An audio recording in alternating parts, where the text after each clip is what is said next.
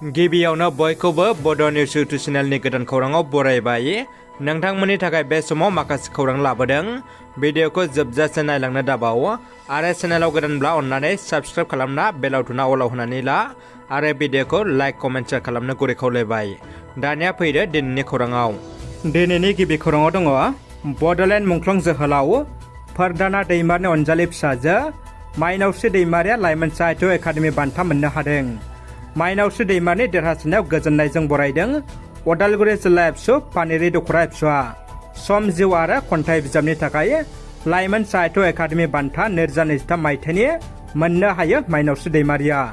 लाइमोन लिरगिरि महरै साहित्य एकाडेमि बान्था मोननो हानायाव जिल्ला नाङैनो गोजोननाय गोसारदों।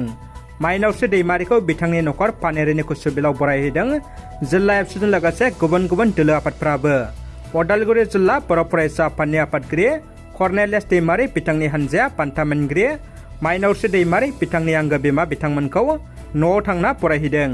मणिपुर रायजोनि मोननै जिल्लाफोराव आयेन बायदि दिनै 13 घन्टानि थाखाय कार्फिउखौ गुरै खालामनानै होदों। सानजा इम्फल आरो सोनाब इम्फल बे मोननैबो जिल्लानि जिल्ला मेजिस्ट्रेटफोरा आयेननि नेमखान्थि आरो थासारिखौ नायनानै दिनै 13 घन्टा फुंनि 5 बाजिनिफ्राय जागायनानै बेलासिनि 6 बाजिसिम कार्फिउखौ गुबुन साननि रुजुनायाव गुरैसिन खालामनानै होदों होननानै खौरां मोननाय जादों। मख'नो गोनांदि गोबाव समनिफ्रायनो मणिपुराव एसटि होनायखौ लाना दुंहाव थासारि जानानै दङमोन। दैबानाजों खहा जानाय ओनसोलफ्राव दावबायना खौरां लादों आसाम बिधान सभानि बुंथिगिरि बिश्वजित दैमारिया। उदालगुरि जिल्लानि गावनि एमएलए बियाब पानेरि बियाबनि सिङाव टंला आरो फेरगाव ओनसोलाव गोबारै अखा हानायनि जाहोनाव आरो दैमा दैसाफोरनि उसिफावनाय दैजों खहा जानाय जायगाफोरखौ मैया नायगिदिंना खौरां लादों बिश्वजित दैमारिया। खहा सुफुंनाय राहाफोरनि थाखाय बिफानानो मिथिहोनायजों लोगोसे बिथोन होनाय जादों होनना दैमारि बिथाङा फोरमायदों। बिटिआरआव आरोबाव हानि पाट्टा रानना होदों। हानि पाट्टा रानदों 2 नं साख्लिसाराव।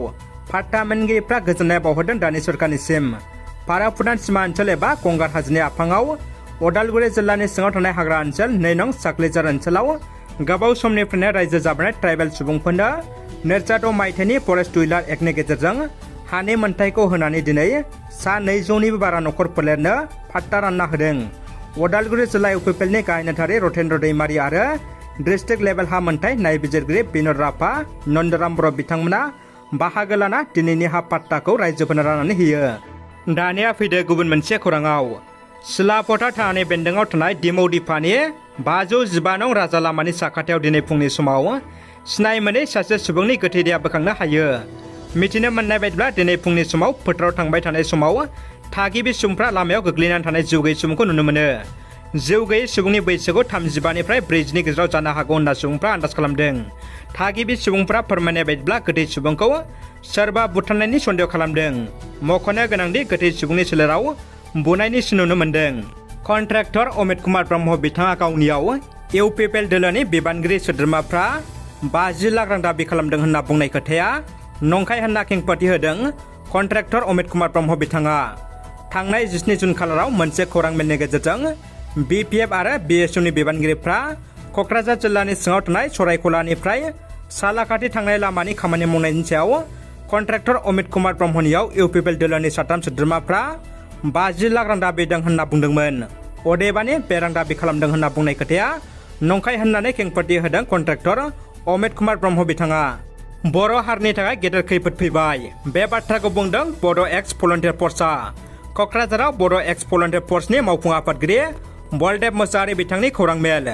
बिटिसिआव 15 समस्ति मोनबाय होनना रंजानायनि ओंथिया मा दङ? मा मोनखो बर' हारियालाय?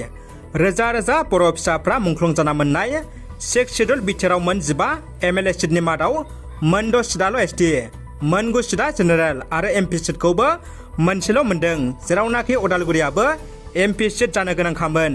बेजों बर' हारिखौ फोजोबस्रांनो खैसार खालामदों सरकारा।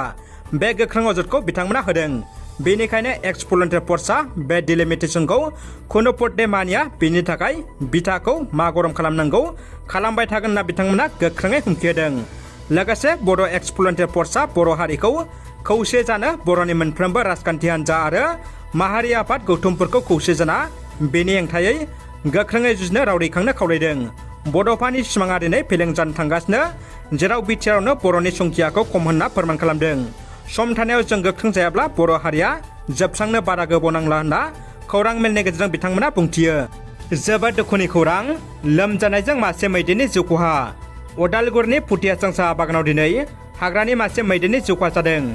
सुलुंनिफ्राय मिथिनो मोननाय बायदिब्ला बे मैदेरा थांनाय 2 साननिफ्रायनो लोमजानानै दंमोन आरो हाग्रा बिफाना मैदेरनि देहाखौ गाहामाव लाबोनो थाखाय फाहामथाय होगासिनो दंमोन। नाथाय गोबां नाजानायनि गेजेरावबो मैदेरखौ फाहामनो हायाखैसै। मख'नो गोनांदि थांनाय 10 सानाव उदालगुरियाव गासै माबा मैदेरनि जिउ खहा जादों।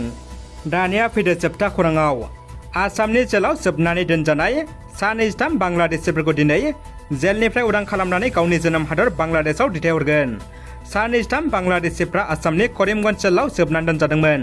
आयेन बेरेखा सिमा बारनानै भारत हादराव फैनायनि जाहोनाव बिसोरखौ बराक फेलनि गुबुन गुबुन जायगानिफ्राय हमनो हानाय जादोंमोन होननानै खौरां मोननाय जादों। रादाबा एसेनोसै। भिडिअखौ जोबजासिम नायनायनि थाखाय बयनिसिमबो गोजोननाय थाबाय।